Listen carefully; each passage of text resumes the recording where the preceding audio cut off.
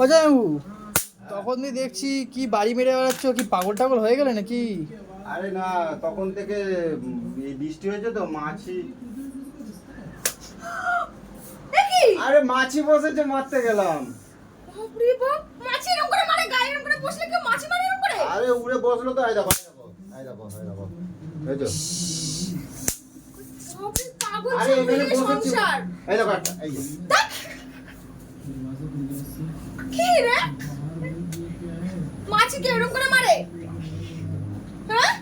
মাছি এরকম করে মাছি মারে, দেখ।